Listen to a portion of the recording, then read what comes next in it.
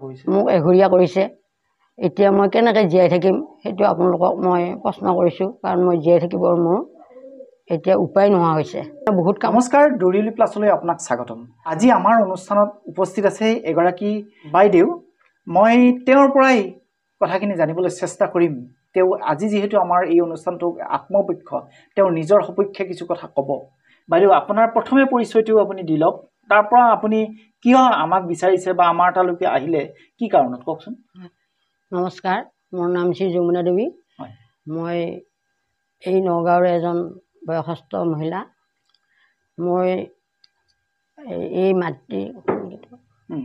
মাটি সংক্ৰান্তত মই কেছ মামলা কৰি থকাৰ কাৰণে মোৰ এনেকুৱা এটা অপমান ভাগ দিছে সমাজৰ পৰা সেই অপমানখিনি মই লৈ এনেই মই নিৰ্যাতিত সেই দুখৰ ভিতৰতে আকৌ এইখিনি মোৰ অপমান তেওঁলোকে মোক জাপি দিছে যে সমাজৰ পৰা বিৰত কৰিছে মোক আপোনাক সমাজে কি কৰিছে বিৰত কৰিছে তাৰমানে এঘৰীয়া কৰিছে এইটো কেতিয়াৰ কথা এই যোৱা ৰবিবাৰৰ কথা তেতিয়াৰ পৰা আপোনাৰ ঘৰলৈকে কোনো মানুহ নাহে কাকো মাতিব নিদিয়ে আহিলে মানে টকা ঘূৰিব এনেকুৱা এটা আৱাজ দি আছে হয় সত্যটো কোনো নাহে মোক আশা দি গ'লেও কোনো নামাতে আপোনাক নামাতে আচ্ছা এই কথাটোৰ কেনেকৈ আৰম্ভণিটো কেনেকুৱা হ'ল আৰম্ভণিটোত মই প্ৰথমতে এই CM ছাৰলৈ মই এপ্লিকেশ্যন দিছিলোঁ হাতযোৰ কৰিব নালাগে আপুনি কথাখিনি ক'লে CM ছাৰক মই এই মাটিৰ সংক্ৰান্তত এখন এপ্লিকেশ্যন কৰিছিলোঁ আপুনি CMক লগ পাইছিলোঁ ক'ত লগ পাইছিল 28 জানুৱাৰীৰ দিনা তেওঁ পাথৰঘাটত আহিছিল শহীদ দিৱসৰ দিনা আহোঁতে এখন এপ্লিকেশ্যন মই দিছিলোঁ এই বিষয়ে বহুত কেছ মামলা কৰি মোৰ মাটিটো ঘূৰাই পোৱা নাই সেইকাৰণে তেওঁ এখন এপ্লিকেশ্যন দিছিলোঁ সেই এপ্লিকেশ্যনৰ মেছেজটো আহি থানাত আহিল থানাত দিলে থানাত দিয়াৰ পিছত থানাই প্ৰশাসন বিষয়াই সেই মেছেজটো বা অতি সোনকালে তৎপৰতাৰে তেওঁলোকে তেওঁ এৰেষ্ট কৰিলে আপুনি মুখ্যমন্ত্ৰী হিমন্ত বিশ্ব শৰ্মাক লগ কৰিলে পাথৰঘাটত তাৰপিছত আপুনি এখন দৰখাস্ত দিলে দৰখাস্তখন আপুনি কি বুলি দিলে আপোনাৰ মাটি এনেকুৱা মোৰ পিতৃ সম্পত্তি আজি বহুত বছৰ হ'ল আমাৰ ম্যাদী পট্টাৰ মাটি তেওঁলোকে বলপূৰ্বকভাৱে দখল কৰি আছে মই বহুত কেছ মামলা কৰি মাটিটো ঘূৰাই আনিব পৰা নাই নোহোৱাৰ কাৰণে আপোনাৰ ওচৰত এইটো মই জনালোঁ আপুনি এই উপকাৰটো কৰি দিলে মই সুখী হ'ম মানে আপোনাৰ যে মাটি সেইটো আপোনাৰ কি প্ৰমাণ আছে সকলো মোৰ ইয়াতে পট্টা আৰু খাজানা ৰচিদ সকলো প্ৰমাণ আছে আপুনি খাজানা পাতি দি আছো কিমান মাটি বেদখল কৰিলে 1 বিঘা 2 কঠা কিমান বছৰ হ'ল আজি তেওঁলোকে 4 বছৰ ওপৰ হ'ল দখল কৰিবৰ কাৰণে তেওঁলোকে সেই মাটিটো কি ঘৰ দুৱাৰ বনাইছে নে পথাৰ তেওঁলোকে 3খান টিঙেদি এখন একচেলীয়া ঘৰ এটা বনাই থৈছে আচ্ছা আৰু তাৰ ওচৰত আপোনাৰ মাটি আছে বেলেগ মাটিও আছে সেই মাটিবিলাকত আপোনালোকে খেতি বাতি কৰে আচ্ছা এই যে মাটিখিনি তেওঁলোকে বেদখল কৰিলে আপোনাৰ ভাষাত এই বেদখল কৰা কথাটো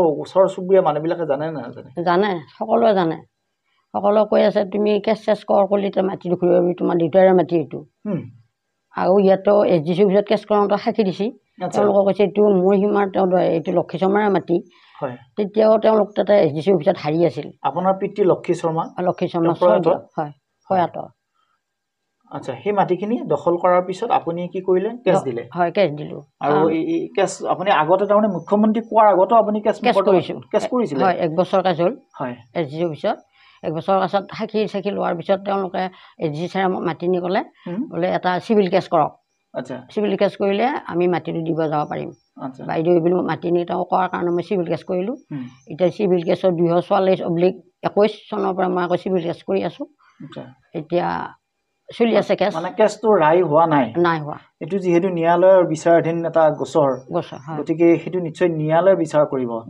কিন্তু তাৰ পিছত আপোনাৰ কেনেকৈ আপোনাৰ এঘৰীয়া কৰিলে কেনেকুৱা হ'ল কথাটো এই যেতিয়া মই 28 জানুৱাৰীত CM ছাৰ আহোঁতে যিখন এপ্লিকেশ্যন দিলোঁ সেইখনৰ মেছেজটো এতিয়াহে তেওঁ চালে চাই এই এপ্লিকেশ্যন চাই মেছেজটো থানাৰ ওচৰত দিলে তাৰপিছত প্ৰশাসন বিষয়াই তৎপৰতাৰে এটা এইটো বিচাৰ কৰি চালে মোক মাতি নিলে মাতি নি মোৰ সকলো জমাবন্দীৰ কপি এইবিলাক গোটেইবিলাক তেওঁলোকে ল'লে আৰু মই ক'লে এতিয়া বৰ্তমান চিভিল কেছ কৰি আছোঁ বুলি কওঁতে তেওঁলোকে ক'লে তাৰ হাৰ্ড কপিটো মোক আনি দিয়া তাৰপিছত মই মঙলদৈত গৈ হাৰ্ড কপিটো উকিলক কৰি গোটেইখিনি 8টা পাতেদি হাৰ্ড কপিটো আনি এটা থানাত জমা দিলোঁ দিয়াৰ পিছত সম্পূৰ্ণ প্ৰমাণ পাই তেওঁলোকে তেওঁক এৰেষ্ট কৰিছে আপোনাক তাৰপিছত গাঁৱৰ মানুহে কি কৰিলে গাঁৱৰ মানুহে মানে সেই মানুহজনক কি পুলিচে এৰেষ্ট কৰিলে এৰেষ্ট কৰাৰ পিছত তেওঁক কি কৰিলে আৰু নাজানো, জেললৈ নিলে। হয়। তাৰপিছত এইখিনি থানাই, তাৰপিছত গাঁৱৰ তেওঁলোকৰ ল'ৰাখিনি আহি এনেকুৱাকৈ মানে এখন সমাজমেল পাতিলে। তাতে গাঁওবুঢ়াও নাই, গাঁওবুঢ়া নোহোৱাকৈ তেওঁলোকে সমাজমেল পাতি মোৰ এইবিলাক অপযশৰ ভাৰ দাঙি দিছে। এই যে গাঁওবুঢ়া নাই, ৰাইজৰ মেল, তাৰপিছত আপোনাক এঘৰীয়া কৰা, এইটো কথা আপোনালোকক জনাইছে নে? কেনেকৈ গম পালে? আপুনি এঘৰীয়া কৰাটো আপোনাৰ ঘৰত মানুহ নাহে? হয়, এতিয়া বাটেৰে গ'লে মানুহে নামাতে আৰু কোনো মানুহ আমাৰ ঘৰত নাহে। ইমান গাঁৱৰ মানুহ, যিবিলাক মানুহে আপোনাৰ এগেইনষ্টে, আপুনি যাৰ এগেইনষ্টে আপুনি কেছ দিছে, তেওঁলোকে আপোনাক বেয়া পোৱাটো স্বাভাৱিক কথা, বা তেওঁলোক এটা পক্ষ। কিন্তু এই যে গাঁৱৰ মানুহ, ওচৰ চুবুৰীয়া, এইবিলাক মানুহে আপোনালোকক কিয় বেয়া পালে? সেই বিষয়ে এতিয়া নাজানো। তেওঁলোকে যি এনেকুৱাকৈ মোক মানে নিৰ্যাতিত দিলে, মই মানে অশান্তি লৈ জীয়াই আছোঁ। মই মৃত্যুকে বৰণ কৰিম বুলি ভাবিছিলোঁ, কিন্তু মই বহুত চিন্তা কৰি জীয়াই আছোঁ। নাই নাই, আপুনি তেনেকুৱা কথা চিন্তা কৰিব নালাগে। আপোনাৰ কেছ আইনৰ ওচৰ চাপিছে যেতিয়া, আইনে আপোনাক ন্যায় দিব। যিয়ে সঁচা, তেওঁলোক আচলতে ইয়াত প্ৰতিষ্ঠা হ'ব সত্যটো, কাৰণ আমি আইন ব্যৱস্থাটো যিহেতু বিশ্বাস কৰোঁ, গতিকে যিহেতুকে তেওঁলোক মুছলমান, আমি হিন্দু, আমি একো হেৰি কৰিব নোৱাৰোঁ। সেইকাৰণে আমি আইনৰ ওচৰ চাপিলোঁ। তেওঁলোক বাধা বিঘিনি দিও আমি কোনোপধ্যে নোৱাৰিলোঁ। নোৱাৰ কাৰণে আইনৰ ওচৰ চাপিছোঁ। আইনে এতিয়া আমাক মাটিখিনি পাওনি কৰি দিব লাগে, পিতৃ সম্পত্তিখিনি আমি ঘূৰাই পাব লাগে। সেইবিলাক মানুহে আপোনাক এৰি থৈ দিছে। আপোনাৰ ওচৰে পাজৰে আমি গম পাইছোঁ, আপোনাৰ ওচৰে পাজৰেতো সেই আপোনাৰ যিটো ধৰ্মৰ কথা আপুনি কৈছে, এই তেওঁলোকৰ মানুহটো ওচৰত নাই। আপোনাৰ ওচৰত আপোনাৰ নিজৰ প্ৰায় হিন্দু মানুহ ওচৰতে আছে, গতিকে তেওঁলোকেও আপোনাক এৰি থৈছে। এৰিছে, তেওঁলোকে হিন্দুখিনিয়ে বেছি মোক হেৰি কৰিছে মুছলমানতকৈও। আচ্ছা। ঐচি ছাৰ আহিছিল মোৰ ঘৰত, আহি কেইজনমান মানুহ মাতি দিয়ে বুলি ক'লা। মই মাতিলোঁ, ওচৰৰ পৰা আমাৰ গাঁৱৰ দুজনলৈ মাতি আনি ক'লোঁ। কওঁতে তেওঁলোকক বুজাই গৈছে ঐচি ছাৰে এই বিষয়ে, কাৰণ এওঁ দুখীয়া মানুহ, এওঁৰ মাটিখিনি তেওঁলোকে নিছি, আপোনালোকৰ গাঁৱৰ মানুহটো আছা, কিয় এই বিষয়ে একো বিচাৰ কৰা নাই? আচ্ছা আচ্ছা, এইটো বৰ দুখ লগা অৱস্থা বুলি তেওঁ নিজে দুখ কৰি গৈছে এটা মোৰ তাত আহি। হয়, এই আপোনাৰ এগেইনষ্টে যে যিবিলাক সভা অনুষ্ঠিত কৰিলে, তাত আপোনাৰ কেনেকুৱা মানুহ আছিল? তাতে আমাৰ গোটেই হিন্দুখিনিয়ে আছে, তাতে মুছলমানো আছে। নাই নাই, মই সেইটো বুজি পাইছোঁ, কিন্তু আপোনাৰ কি আপোনাৰ সমাজৰ আগশাৰীৰ মানুহ, বিশিষ্ট মানুহ এইবিলাক আছিল নেকি? শিক্ষক, সমাজকৰ্মী, গাঁওবুঢ়া এইবিলাক? হয়, মই নাই, মই সমাজক মোক মাতা নাই যিহেতুকে মই দেখা নাই, কিন্তু কোৱা শুনিছোঁ তেওঁলোকে বহুত বেয়া ভাষা প্ৰকাশ কৰি আছে তাৰমানে আহি। প্ৰত্যেক মানুহে কৈছে অমুকে অমুকে অমুকে অমুকে, কিন্তু মইতো দেখা নাই, মোক মাতা নাই। আপোনাকো কোনোবাই কৈছে? কৈছে তেওঁলোকে কোৱা বুলি। এনেকুৱাওতো হ'ব পাৰে যে মাজৰ মানুহবিলাকে তেওঁলোকৰ প্ৰতি বেয়া ভাৱ এটা পোষণ কৰিবৰ কাৰণে তেওঁলোকে উপজাচি কথাবিলাক নিজে সাজি পেলাই কৈছে, নে কথাবিলাক সঁচাই? কথা সত্য, যিহেতুকে মই এই মিডিয়াৰ এটা মোবাইলত দেখা পাইছোঁ। গাঁওবুঢ়া নাহিলে, কাৰণ ইতিমধ্যে আমাৰ মাটিৰ কেছখন গাঁওবুঢ়াই জানে। জানে কাৰণে এইবিলাকত আমি নাযাওঁ বুলি গাঁওবুঢ়া নাহিল। আৰু গাঁওবুঢ়াৰ লগতো তেওঁলোকে বহুত প্ৰটেষ্ট কৰিছে, গাঁওবুঢ়া নোহোৱাৰ কাৰণে। বেলেগ গাঁওবুঢ়া মাতি আনিম বুলি বহুত গণ্ডগোল লাগিছে। তাৰপিছত চব গাঁওবুঢ়াই আলোচনা কৰি নাহিল, কাৰণ এইটো বাইদেউৰ মাটিৰ কেছ আমি আগৰ পৰা জানো, বাইদেউৰ মাটিটো পোৱা নাই, সেইকাৰণে আমি তাত নাযাওঁ। এইবিলাক কোনো গাঁওবুঢ়া আৰু কোনো ভাল মানুহ নাহিল। আপুনি মাটিখিনিৰ খাজানা পাতি এইবিলাক দি আছিল? হয়, দি আছোঁ। এতিয়া 24লৈ দি আছোঁ। এতিয়ালৈকে আপোনাৰ এতিয়ালৈ দি আছোঁ। আপোনাৰ ম্যাদী পট্টাৰ মাটি? ম্যাদী পট্টাৰ মাটি, দুখীয়া মানুহ আমি। আচ্ছা। সেইকাৰণে নোৱাৰোঁ, আমাৰ বল নাই। ভাইকেইটাও গোটেই অসুখীয়া, নোৱাৰে, ভাইকেইটাও দুখীয়া। সেইকাৰণে উপায় নাই, ময়ে যিহেতুকে ডাঙৰ গোটেইকেইটাতকৈ, সেইকাৰণে মই আগবাঢ়ি গৈ আছোঁ। আপুনি ভাইকেইটাৰ লগত আপুনি আছে, একেলগে আছে? হয়। কাৰণ আপুনি বিয়া বাৰু হোৱা নাই। আপুনিতো চাকৰিও কৰিছিল? হয়, মই অংগনবাড়ী শিক্ষয়িত্ৰী আছিলোঁ। হয়। যোৱা 31 মে' তাৰিখে ৰিটায়াৰ হৈছোঁ। আচ্ছা। এই যে আপুনি ৰিটায়াৰ হৈছে বা অংগনবাড়ীত, তেতিয়া আপোনালোকৰ মানুহবিলাকে বেয়া পাইছিল নেকি তেতিয়াই? তেতিয়া কিন্তু কোনো বেয়া পোৱা নাছিল। তেওঁলোকে মানে 300মান মানুহে আহি মোক ধুনীয়াকৈ সকলো সম্বৰ্ধনা, যিখিনি নিয়ম কানুন বিদায়ৰ আছে, তেনেকৈ তেওঁলোকে ধুনীয়াকৈ মোক বিদায় দি ঘৰত থৈ গৈছে। এইটো এবছৰ আগৰ কথা? হয়, এবছৰ আগৰ কথা। এবছৰ আগত আপোনাক 300মান মানুহে আহি আপোনাৰ আদৰণি জনাই, তেওঁলোকক আগবঢ়াই লৈ আহি আপোনাক ঘৰত থৈ গৈছে। হয়। আপোনাক তাতে সম্বৰ্ধনা জনাইছে। হয়। এতিয়া আকৌ সেই একেখিনি মানুহ, প্ৰায় একেখিনি মানুহ, সেইখিনিয়ে মানুহ আকৌ সেই একেখিনি মানুহে আপোনাক আকৌ বিচ্ছিন্ন কৰিছে। বিচ্ছিন্ন কৰিছে।